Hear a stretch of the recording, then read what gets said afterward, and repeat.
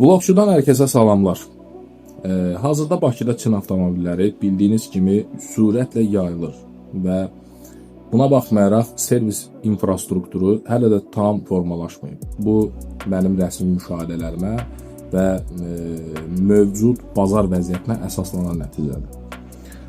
Mən həmişə qeyd etdiyim kimi əsas problemlərdən biri usta çatışmazlığıdır. Çünki Çində istehsal olunan bu modellər söhbət hibrid elektromobil, robot sürətlər qutusu, CVT və s.dən gedir. Onlar xüsusi təlim tələb edir.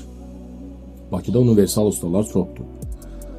Amma markaya spesifik yanaşma, spesifik servis mütləq olmalıdır ki, hal-hazırda insanlar bundan əziyyət çəkir.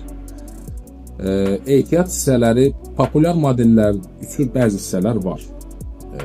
Hansı ki, bu taksiyə gətirilən modellərdən söhbət gedir. Amma servis, yenə də qeyd etdiyim kimi, yoxdur və nadir tapılan hissələr üçün gözləmə müddəti absurddur. Yəni, ən yaxşı halda bir neçə həftədən bir neçə aya qədər.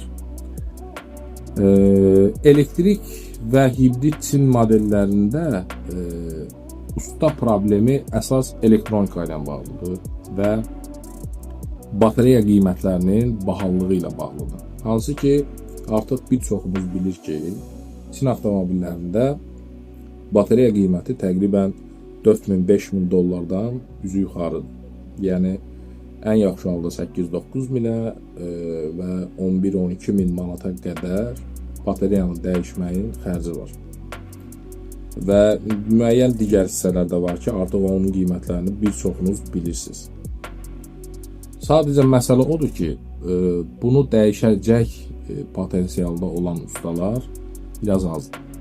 Və əslində bu da düzələn məsələdir. Yəqin ki, bir neçə il ərzində, 3-5 il ərzində əgər ustalar üçün təlim mərkəzi yaranarsa və rəsmi servislər tərəfindən servis xidməti göstərəcək ünvanlar açılarsa, bəli, bu problemlərin azalmağı ola bilər.